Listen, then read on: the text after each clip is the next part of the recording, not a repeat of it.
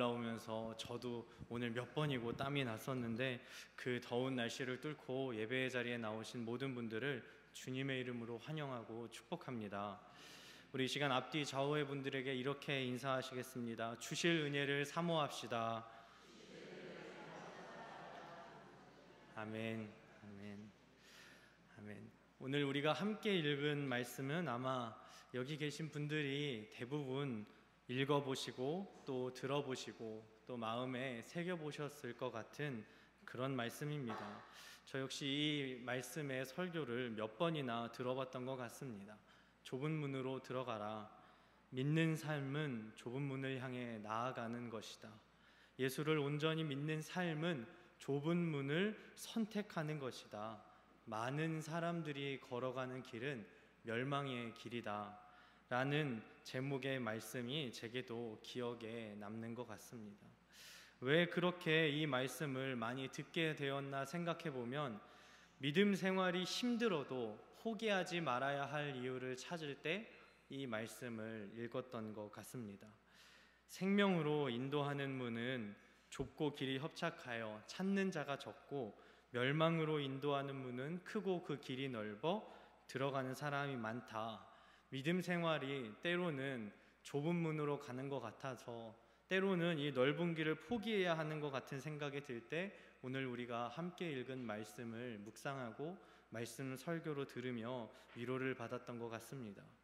그런데 성도님들은 무엇이 좁은 길이고 무엇이 넓은 길인지 알고 계시나요? 제가 예전에 생각했던 좁은 길은 참고 인내하며 날마다 소망 되신 하나님만 바라면서 외지고 척박한 땅에서 홀로 살아가다가 하나님이 부르실 때에 천국에 들어가는 삶, 정말 힘들고 거친 삶, 그게 바로 좁은 길이라 생각했던 적도 있었습니다. 좁은 길을 가야 하는 이유는 그래서 이 괴롭고 험난한 길을 다 가고 나면 나중에 하나님께서 그 좁은 길을 걸어갔던 고생을 다 갚아주시고 축복해 주셔서 더 풍요로운 삶을 살 수 있게 되지 않을까 기대했던 적도 있었습니다. 거짓말하지 않고 다른 사람에게 선하게 대하고 때로는 희생하기도 하면서 정직하게 살면 하나님께서 원하시는 좁은 길의 삶이 그런 게 아닐까 생각했던 거죠. 하지만 저는 오늘 말씀을 준비하며 무엇이 정말 좁은 길인지 무엇이 넓은 길인지에 대해 질문을 갖게 되고 이 질문을 우리가 제대로 품지 않는다면 올바른 예수님의 말씀을 듣고서도 오해할 수 있겠다는 생각이 들었습니다. 오늘 우리 모두가 이 예수님의 말씀 앞에 서는 은혜가 있기를 축복합니다. 오늘 본문 말씀을 이해하기 위해서는 7장의 전체 말씀을 읽을 필요가 있습니다. 이미 예수님의 말씀을 듣고자 모인 사람들이 무리가 될 정도로 큰 숫자가 모인 상황입니다. 그래서 예수님이 평지에서 이야기하면 뒤에 안 들릴 테니까 산 위로 올라가셔서 사람들이 전부 다 잘 들을 수 있는 산상수훈의 말씀을 5장에서부터 시작하시고 6장 그리고 이제 그 말씀에 이어서 오늘의 말씀이 있는 거죠. 산상수훈 주기도문을 지나 오늘 7장의 말씀이 시작되는 것입니다. 그 7장에 시작하는 말씀은 이렇습니다. 비판을 받지 아니하려거든 비판하지 말라. 저는 말씀을 준비할 때 제 마음 가운데 주시는 말씀이 떠오르거나 제게 말씀하시는 것 같은 본문을 찾으면 그 본문의 앞뒤로 어떤 말씀이 있는지를 함께 보는 편입니다. 그래서 오늘 말씀을 준비하면서 7장의 말씀을 묵상하는데 이 1절의 말씀을 읽고 넘어가는 게 쉽지 않았습니다. 예수님께서 오늘 제게 찾아오셔서 제 마음을 보시면서 이렇게 말씀하시는 것 같은 생각이 들더라고요. 태화야, 내가 비판을 받지 아니하려거든 비판하지 말아라. 저는 그 생각이 들자마자 바로 이런 제 반박하는 질문이 떠올랐습니다. 정말 그런가요? 정말 그런가요? 정말 비판하지 않기만 하면 누구에게도 비판받지 않는 건가요? 솔직히 그렇지 않다고 생각했습니다. 비판을 하지 않는다고 해도 얼마든지 비판받을 수 있습니다.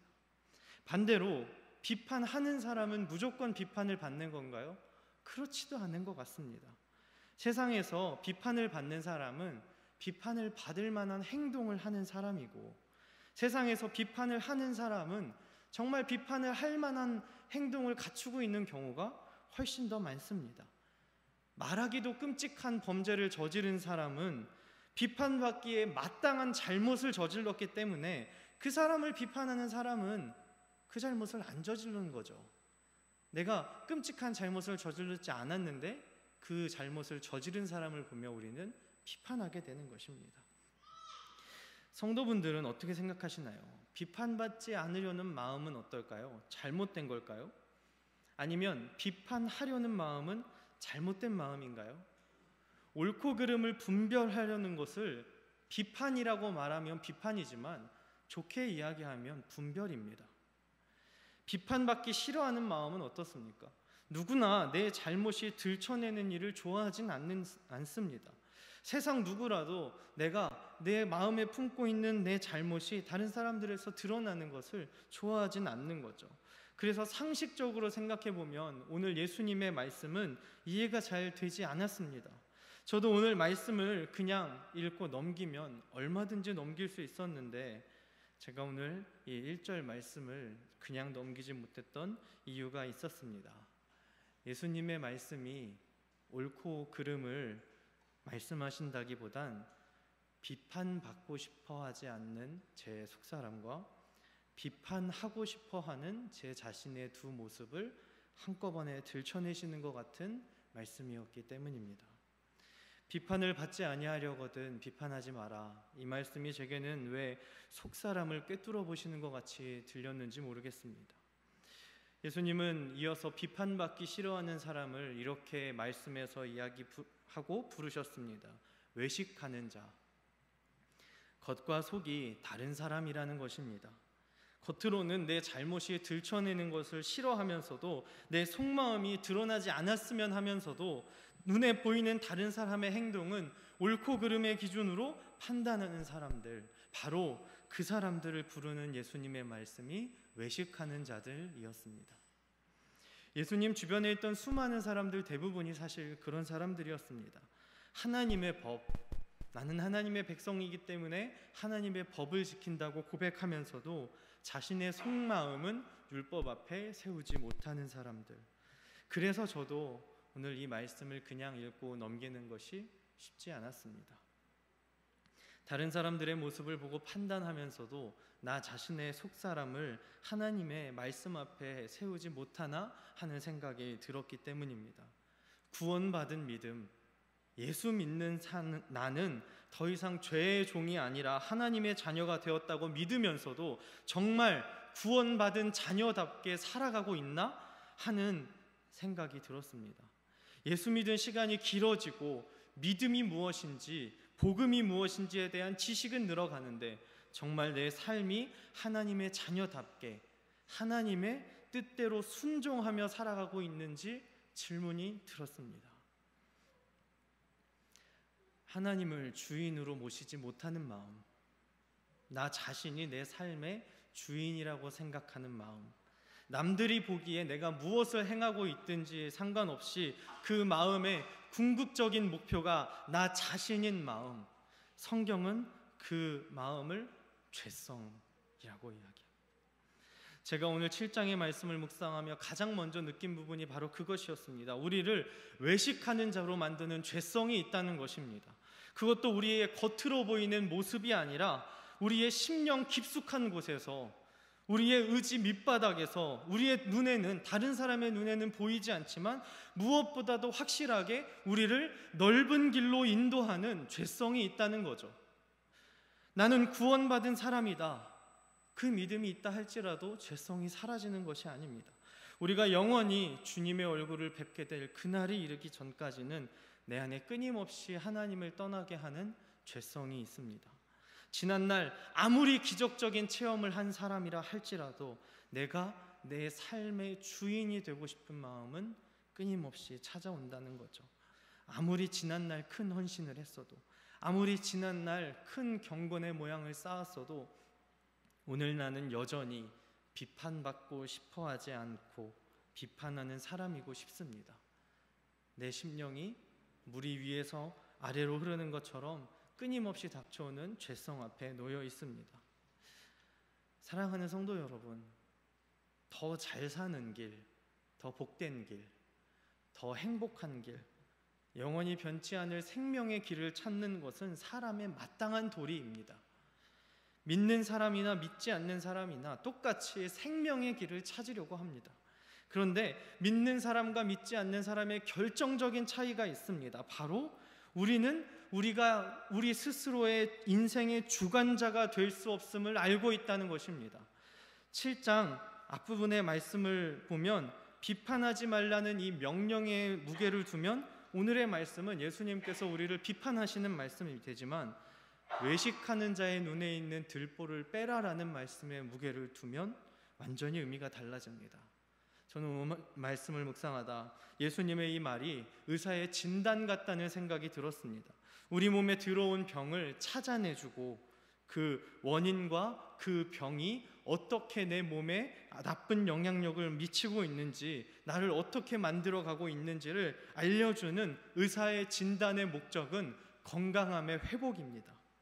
질병이 심각하면 심각할수록 의사의 진단을 듣는 우리의 마음은 점점 더 무거워지지만, 잔인하게까지 들리지만 그 진단에는 비판하려는 마음이 없습니다. 아는 목사님께서 아이를 키우시면서 제게 이야기를 해주신 게 있습니다. 본인은 아이에게 엄격한 편이라고 말씀하시는데 제가 보기에는 아이들과 목사님의 사이가 너무 좋아 보였습니다. 어떻게 그렇게 좋은 관계를 유지할 수 있는지 물어봤었는데 그 대답이 참 제 마음에 중요한 깨달음을 주었습니다. 자기도 사람이라 혼내려고 하다 보면 화를 내는 경우가 종종 생기는데 혼내는 것과 화내는 것은 구분해야 한다고. 그래서 부부 사이에 누구라도 혼을 내다 화를 내려고 하면 서로가 서로를 진정시킨다는 말이었습니다. 제가 생각하기에 예수님의 오늘 비판하지 말라는 말씀은 우리를 향한 비판이 아니라 우리를 향한 진단이고 화냄이 아니라 회복입니다. 저는 그 사실이 참 큰 은혜로 제게 다가왔습니다. 사랑하는 성도 여러분, 하나님께서 우리의 심령을 말씀의 빛 앞에, 성령의 빛 앞에 조명하시는 이유는 우리의 모든 약함과 허물을 비판하기 위해서가 아니라 우리의 실체를 진단하시고 넓은 길로 달려가는 우리를 생명의 길로 인도하시기 위해서입니다. 저는 은혜를 체험한 뒤에, 예수를 믿고 난 뒤에 구원의 은혜를 경험하고 한량없이 부어주시는 하나님의 사랑을 경험한 뒤에 찾아오는 사탄의 무서운 공격이 있다는 것을 알게 됐습니다. 바로 은혜를 주신 하나님이 보이는 게 아니라 은혜를 받는 나만 보이게 하는 것입니다. 하나님께서 주신 은혜에 순종의 마음, 헌신의 결단, 경건의 능력을 쌓으려는 결단을 품게 되면 대뜸 사단이 이런 생각을 심어주는 것입니다. 얼마나 헌신해야 하지? 얼만큼을 드려야 하나? 희생과 헌신의 마음이 이미 내 안에 부어졌으니 드리긴 드려야 할 것 같습니다. 또 한편으로는 하나님이 주인이시라고 하면 다 드려야 진짜 드리는 것 같습니다. 그런 상황에 놓이게 되면 결국 마음이든 시간이든 물질이든 드리기도 뭐하고 안 드리기도 뭐한 상황 사이에 끼게 되는 거죠. 사탄이 가장 좋아하는 상황이 이것입니다.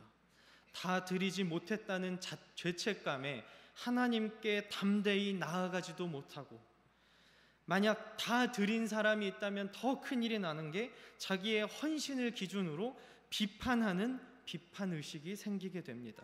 이렇든 저렇든 외식하는 사람이 되게 되는 것입니다. 하나님이 주시는 은혜를 경험했는데도 또 다시 내가 내 삶의 주인이 되어 살아가게 되는 것, 그것이 바로 은혜를 체험한 자에게 닥치는 사탄의 공격입니다. 또다시 하나님에게서 넓은 길로 돌아서게 된다는 거죠. 믿음 생활을 열심히 하는데, 정말 성실하게 하는데 그 방향이 넓은 길일 수 있다는 것입니다. 그 길에서 더 높아질 수도 있고 더 가질 수도 있고 그 모든 것을 다 누릴 수도 있지만, 중요한 것은 그 넓은 길에서는 절대 우리의 선한 목자 되시는 예수님을 만날 수 없습니다. 우리는 좁은 길로 나아가야 합니다. 그 길이 좁기 때문에 가는 것이 아닙니다. 우리의 주인 되시고 우리의 목자 되시는 예수님께서 우리보다 앞서 그 좁은 길에서 우리를 그 좁은 길로 인도하시기 때문입니다.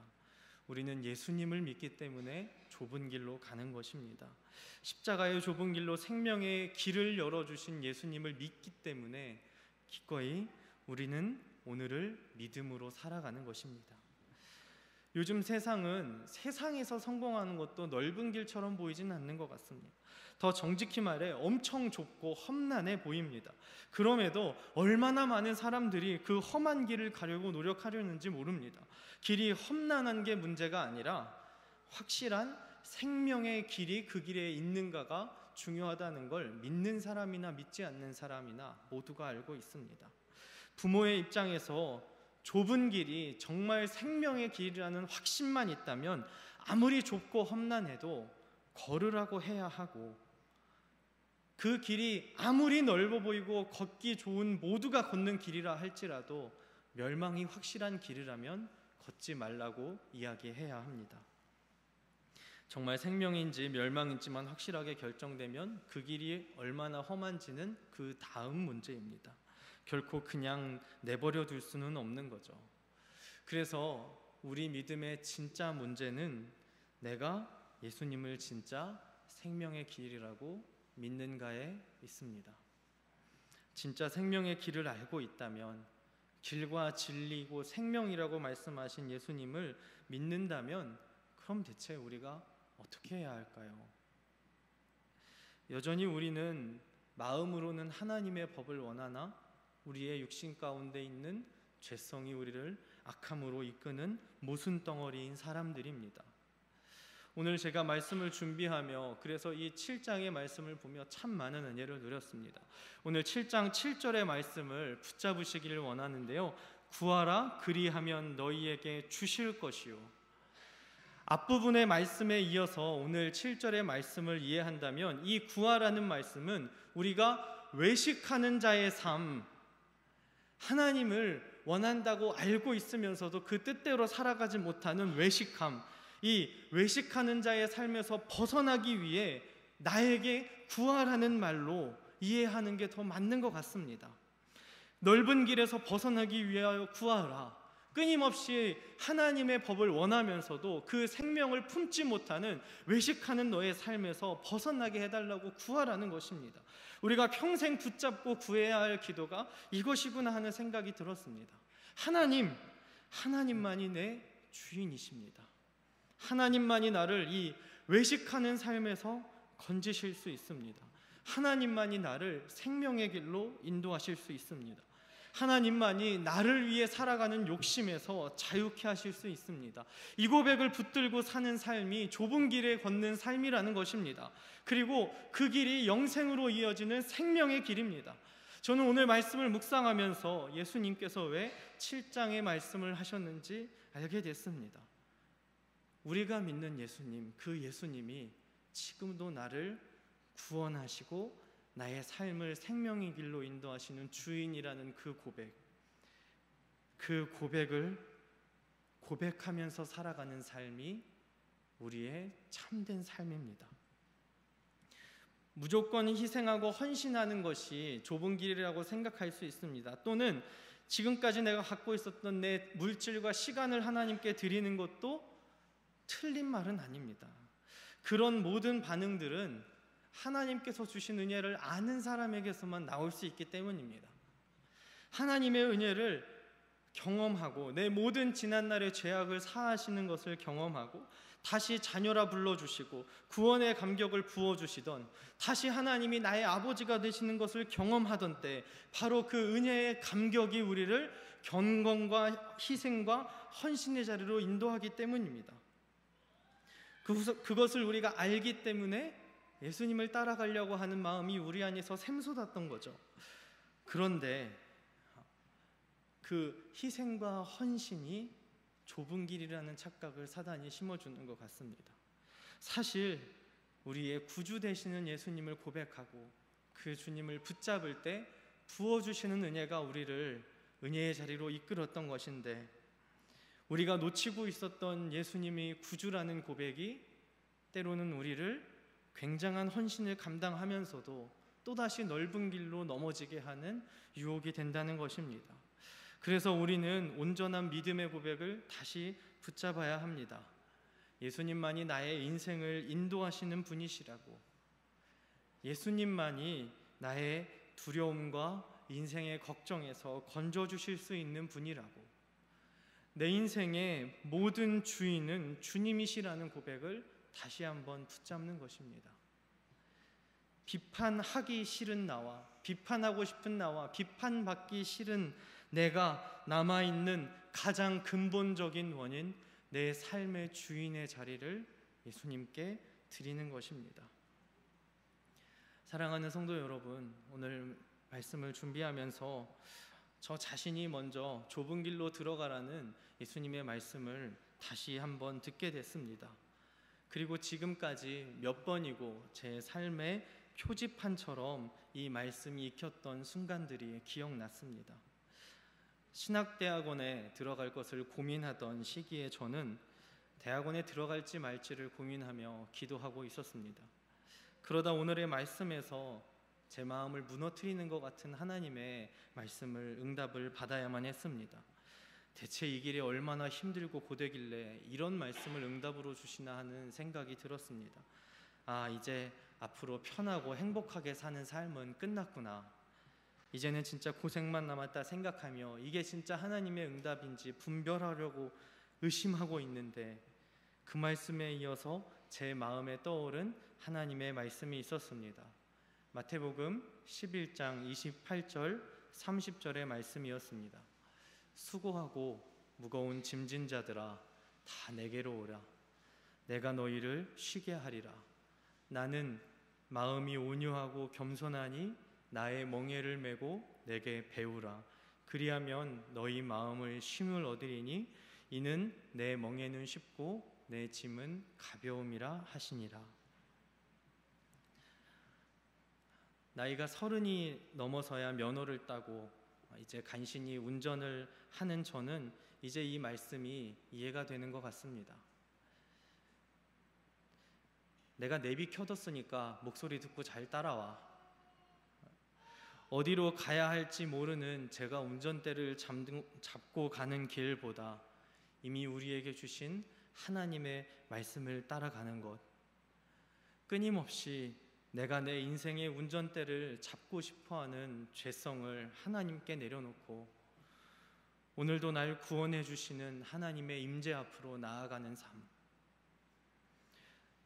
그래서 때로는 내비가 인도하는 길이 막히는 것처럼 보일 때가 있고 돌아가라고 하는 것처럼 보일 때가 있지만, 그 길이 가장 바른 길, 막힘이 없는 형통한 길이라는 것을 깨닫게 되는 것입니다. 우리 인생도 마찬가지입니다. 오늘도 주님의 말씀을 듣기 위해 예배의 자리로 나오신 사랑하는 모든 성도분들께 우리를 생명의 길, 구원의 길, 좁은 길로 인도하시는 하나님의 은혜가 충만하시길 주님의 이름으로 축복합니다.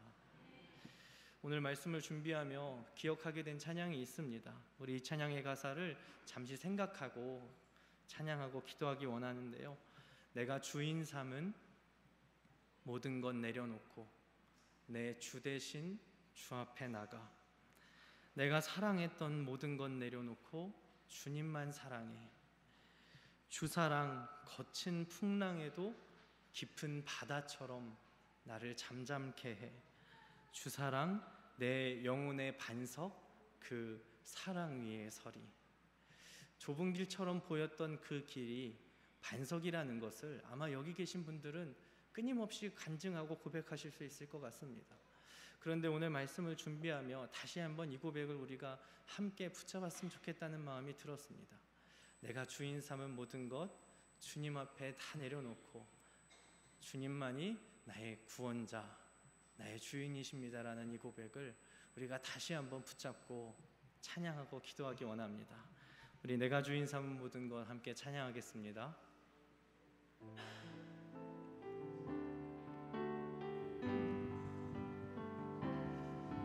내가 주인 삼은 모든 것 내려놓고 내 주 대신 주 앞에 나가 내가 사랑했던 모든 것 내려놓고 주님만 사랑 내가 주인 삼은 모든 것 내가 주인 삼은 모든 것 내려놓고 내 주 대신 주 앞에 나가 내가 사랑했던 모든 것 내려놓고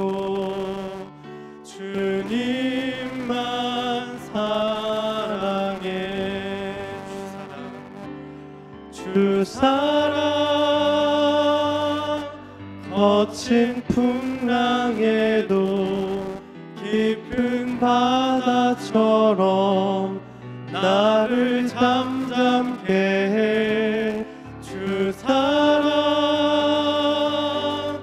내 영혼의 반성 그 사랑 위에 다시 한번 찬양합니다. 내가 주인 삼은 모든 것 내려놓고 내가 주인 삼은 모든 것 내려놓고 내 주 대신 주 앞에 나가 내가 사랑했던 모든 것 내려놓고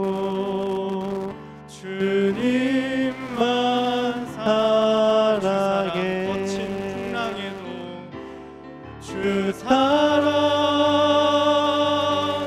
거친 풍랑에도 깊은 바다처럼 나를 잠잠케 해 주 사랑 내 영혼의 반성 그 사랑 위에 서리. 이 시간 함께 기도하기 원합니다. 혹시라도 외식하는 마음, 하나님 내가 하나님께 드러내지 못하는 내 모습과 세상에 보이는 것들로 판단하는 내 모습을 갖고 여전히 하나님이 주인이시라는 것이 아니라 나 자신이 주인이라고 고백하고 있었다면 시간 우리를 그 끊임없는 죄성에서 구원해 주실 예수 그리스도 이름을 붙잡기 원합니다. 주님 나를 이 끊임없이 내 마음을 무너뜨리는 죄성에서 구원하여 주시옵소서. 주님만이 내 마음의 주인이십니다. 내 인생의 주인이십니다. 오직 주님만이 내 삶을 생명의 길로 인도하실 수 있는 분이십니다. 우리 시간 간절한 마음으로 주님의 이름 한번 부르고 기도하겠습니다. 주여!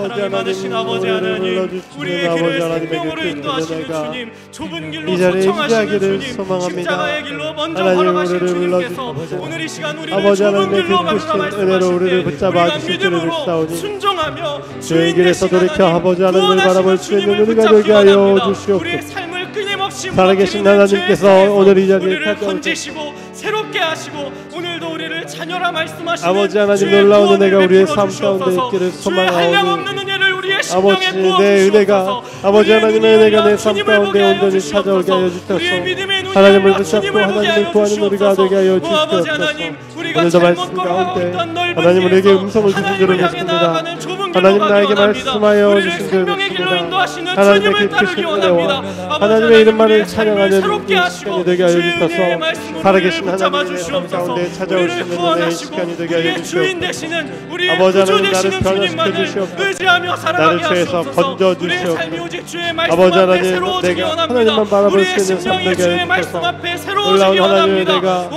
아버지 하나님 오늘 이 자리를 채우시고 통하여 우리 은대교회 끝까지 구석구석에 차고 넘치는 하나님의 그 크신 은혜를 우리 은대교회가 경험하게 하여 주시옵소서. 아버지 하나님, 우리 은혜 가운데 오늘도 찾아오시는 하나님, 우리를 제 길에서 돌이키게 하여 주시옵소서. 아버지 하나님, 연약한 내 자신이 하나님을 바라보는 가운데 변하게 하여 주시고, 하나님은 내 가운데 중에 우리가 새롭게 되게 하여 주시옵소서.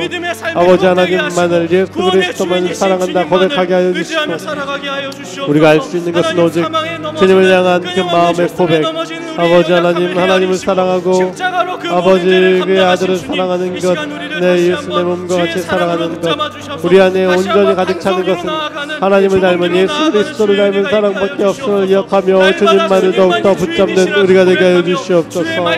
아버지, 오늘도 하나님의 은혜가 아버지 하나님 우리를 붙잡게 하여 주시고, 아버지 하나님만을 따르는 우리가 되게 하여 주시옵소서. 아버지, 그 은혜만을 온전히 붙잡게 하여 주시옵소서. 사랑이 많으신 주님, 끊임없이 우리 자신을 주인으로 몰아내서 네가 네 삶의 주인이다, 네가 네 삶의 운전대를 잡아야 한다, 더 가져야 한다, 더 높아져야 한다, 생명의 길은 너 스스로 만들어야 한다고 말하는 사단의 목소리가 아닌, 세상의 목소리가 아닌, 오늘도 우리를 자녀라 말씀하시고 우리를 구원하시고 우리의 주인 되어 주셔서 우리를 생명의 길로 인도하시는 주의 약속의 말씀을 따라 걷는 자녀들 되게 하여 주시옵소서. 우리의 삶을 신실하게 인도하시는 주님, 또한 우리의 연약함과 우리의 죄의 질고를 감당하신 주님, 오늘도 우리를 붙잡아 주시고 인도하셔서 날마다 주의 은혜만을 의지하고 주의 말씀 따라 살아가는 하나님의 자녀들 되게 하여 주시옵소서. 지금도 우리와 동행하시고 영원토록 함께 하실 사랑이 많으신 예수님의 이름으로 기도드렸습니다.